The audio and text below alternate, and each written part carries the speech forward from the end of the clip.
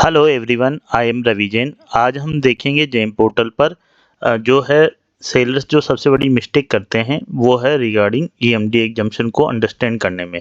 जब भी सेलर जो है एमएससी सेलर होते हैं स्पेसिफिकली उनके लिए, तो वो क्या मिस्टेक करते हैं उसको समझने के लिए आपको टर्म्स एंड कंडीशन जाना है। और हम जनरल टर्म्स एंड कंडीशन जो होती है, जो कि गुड्स में भी होती है और सर्विसेज में भी होती है, द लेटेस्ट वाली 17 दिसंबर 2024 को अपडेटेड है, वो हम देख लेते हैं। और जो इसमें ईएमडी एग्जम्पशन है, हम लोग सर्च कर लेते हैं ईएमडी एग्जम्पशन। तो हम लोग केवल बात करेंगे जहां पर आपका ऑफर रिजेक्ट हो जाता है। होता क्या है कि जो ईएमडी एग्जम्पशन है वो उसके लिए क्या कंडीशन है, माइक्रो और स्मॉल जो सेलर्स हैं माइक्रो, तो उसके लिए क्या कंडीशन है, माइक्रो एंड स्मॉल इंटरप्राइजेज वो are holding valid Udyam registration and are manufacturer of the offered product and और service provider and give specific confirmation to this effect at the time of bid submission and claim EMD exemption, and whose credentials are validated online through Udyam registration website of Ministry of MSME and also through supporting documents uploaded during through bidding process and validated by the buyer। इसमें सबसे important चीज़ है कि आप या तो micro हो या small हो, मीडियम इसमें एलिजिबल नहीं है।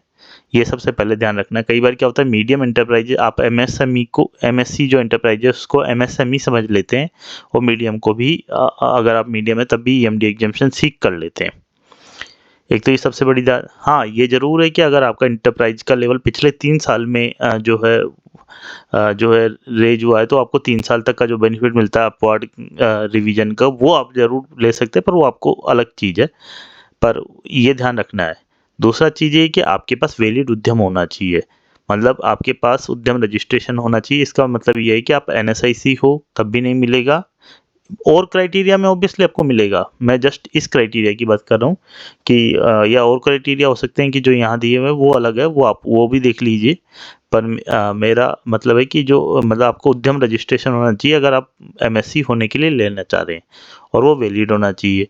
एमएससी में वैलिड होने का मतलब क्या है कि कई बार क्या होता है कि आपका जो एमएससी सर्टिफिकेट है उसमें ऊपर लिखा जाता है, क्योंकि कई बार क्या होता है कि हम लोग जो एमएससी सर्टिफिकेट है वो केवल ट्रेडर होते हैं ना, उनको भी एमएससी सर्टिफिकेट मिलता है, और वो उसमें ऊपर लिखा रहता है कि this certificate is valid for priority sector lending only. अगर आप जो उसमें क्या होता है कि अगर मेजर एक्टिविटी अगर आपकी ट्रेडिंग आ रही है और उसमें लिखा हुआ है कि प्रायोरिटी सेक्टर लैंडिंग ओनली के लिए, तब वो केवल प्रायोरिटी सेक्टर लेंडिंग के लिए ही वो उद्यम आधार जो है आप उद्यम सर्टिफिकेट वैलिड है।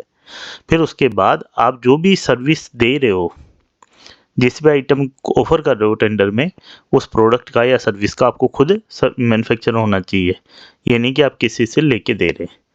तो मतलब उद्यम वैलिड होना चाहिए। उद्यम में जो है वैलिड का मतलब सिंपल इतना ही है कि उद्यम जो है आपका जो है वैलिड है, और जो कि वेबसाइट पे चेक करते हैं बायर, जो एमएसएमई की वेबसाइट पे मैंने बाकी वीडियोज भी बनाए, आप उनको भी देख सकते हैं। और आपको ये कंफर्मेशन भी देना है कि आप मैन्युफैक्चरर है।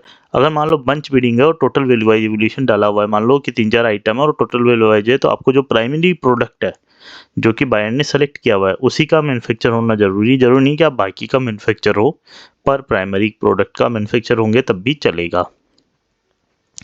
स्टेट गवर्नमेंट के बायर के लिए जो है उनके हिसाब से जो स्टेट गवर्नमेंट जो रूल बनाएगी उसके हिसाब से एमएससी को एग्जम्पशन मिलेगा, और जो भी एटीसी में कंडीशन होगी, और कोई कंडीशन नहीं इंक्लूडेड है तो सारे एमएससी जो एग्जम्प्टेड हो जाएंगे, पर वो स्टेट गवर्नमेंट के बायर के लिए है। तो आपको ये कंडीशन बहुत ध्यान से रखनी है, क्योंकि कई बार क्या होता है कि ईएमडी आप देते नहीं है, इस वजह से आपका जो ऑफर है वो रिजेक्ट हो जाता है, क्योंकि उसको क्लैरिफिकेशन में भी जनरली बायर नहीं ले सकते हैं। आई होप आपको इस बारे में क्लियरिटी है।